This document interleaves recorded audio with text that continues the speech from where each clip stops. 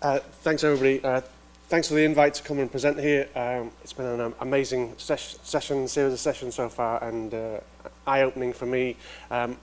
Absolute advocate around the women's cause, the women's warfighter, and hopefully what I present here today will ratify that and inform the extent to which I am a big advocate here. So I went full in on the TED Talk style thing, so I've got no slides, which for me as an academic is scary because the slides tell me where I need to go. So this is, please bear with me, this is going to be tenuous and a little bit self-indulgent. It gets there at the end, hopefully, and you'll be the judge of that, whether it does actually get there at the end. So, I'm going to tell you, or try and get you to understand how Montel Jordan, Forrest Gump, Monty Python, Matt Damon, and a butterfly relate to women warfighters' low carriage. Okay, let's start. Okay, Montel Jordan. Everybody remember the song? This is how we do it. So that's in there to remind me, kind of 6 dreaded words, we've always done it this way. And when it comes to low carriage and the culture around low carriage, that's just absolutely pervasive. And we'll get to that and why it's important a little bit in a second. Forrest Gump. Forrest Gump. Stupid is as stupid does, and I am not a smart man. This is a self-indulgent. I'm not a smart man. Through high school, I was a straight D student. Straight D student. I'm now director of the Centre for Lower Extremity Ambulatory Research. I've done all right, but through high school, straight D student. And it was okay. I was good at sports, and I was only ever gonna be a soldier. That's from 1980, kind of SAS storming the Iranian embassy. That was my boom. I'm gonna do that. That's me. That's all about me. All my life, gonna go and do that. And so I'm like going to school, trying my damnedest, but just hitting that D. That didn't sound right.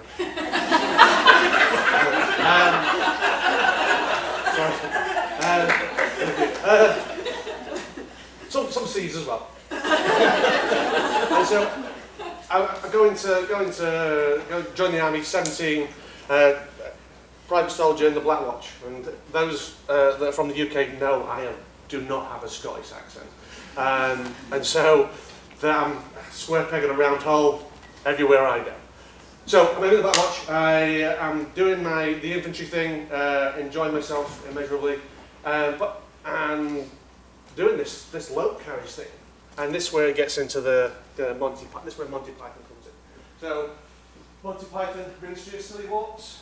Anybody that's done low carriage here, which I imagine a lot of you have, we start low carriage, we rocking. If you want to call it over here, tabbing, tactical advance to battle, like we talk about it here.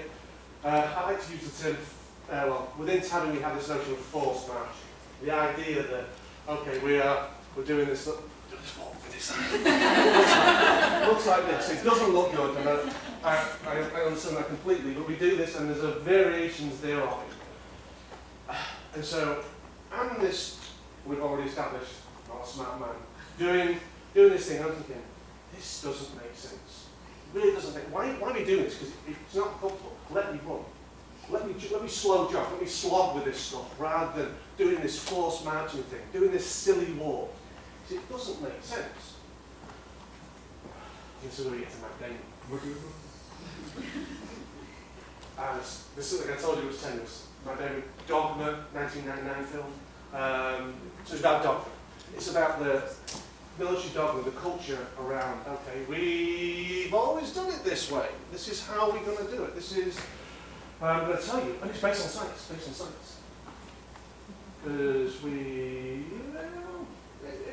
it's the kind of common perception is, we do this because we want to maintain this walking style, because we don't want to elevate the centre of mass, because if we elevate that centre of mass, we're going to, what goes up has to come down. Because if we start jogging, we're up, down.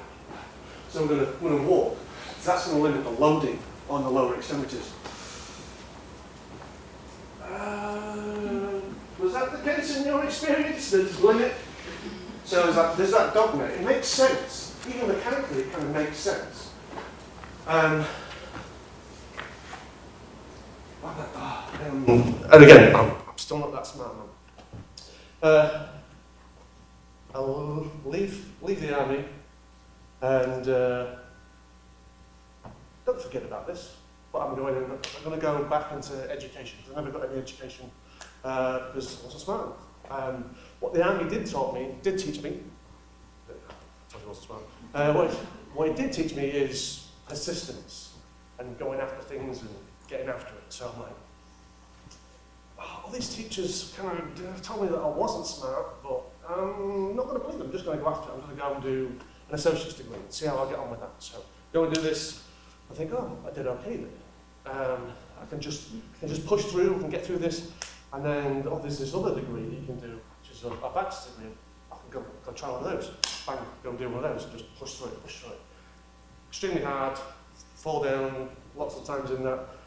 Then there's a master's degree, and there's a PhD. I think, I don't know. I'm a D student. How am I getting to do these things? And again, a lot of the times, like, it's the military things. They're just pushing through, grinding through it. Absolutely fine. I found out recently, undiagnosed ADHD. And so you can, and we'll get to why that's important right at the end. I think that's the kind of tenuous link that brings us all together. And so, yeah, just charging through, and always thinking, man, I got involved in high performance sport, but always my passion was to help serve and solve problems within the military community. So, get into butterfly. And this really sums up my approach to science, using a butterfly as the whole head of the butterfly effect.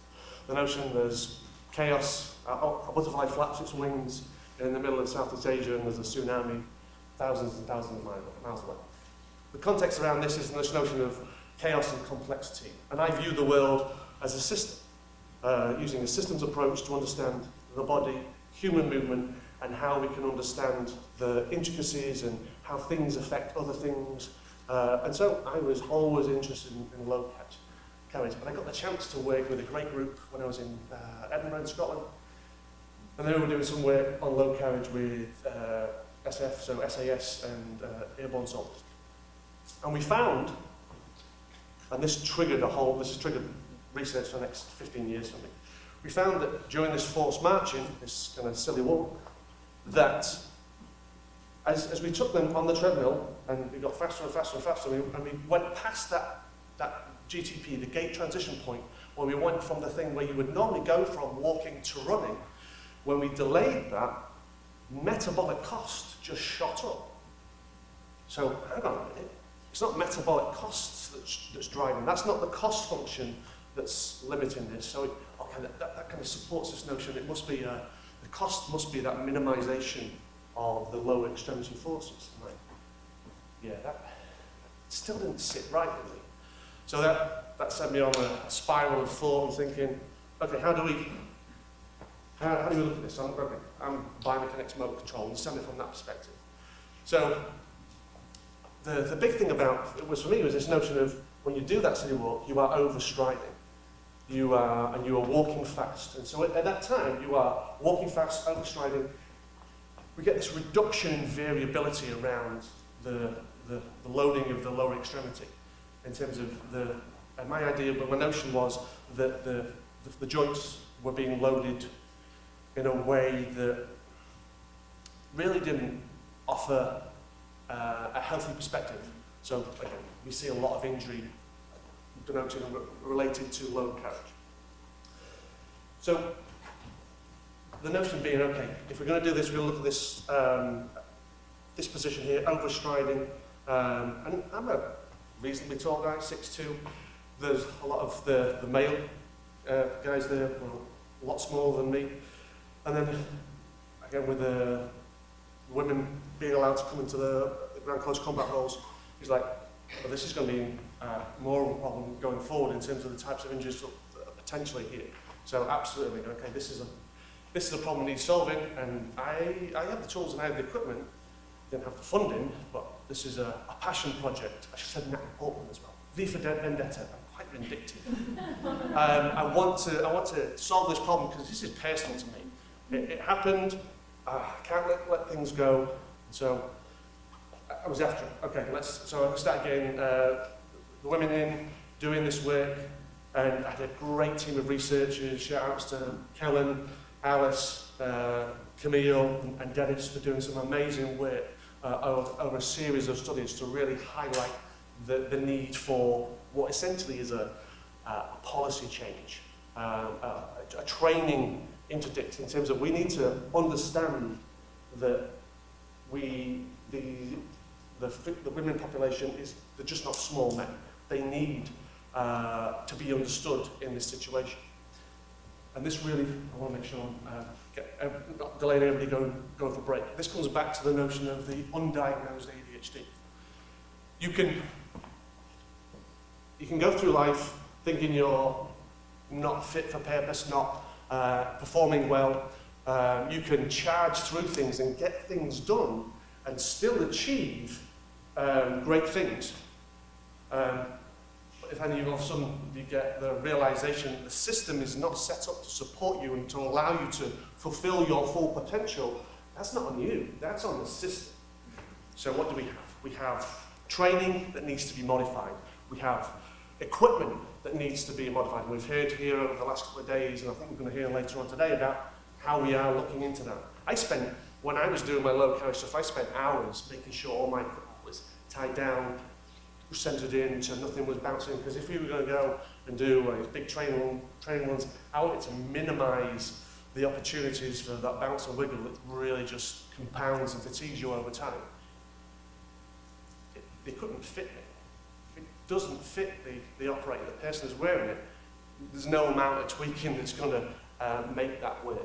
So you're in a system that doesn't enable you to achieve, and if you apply that to yourself thinking, is it me? Do I have to train harder? Do I have to muscle through this?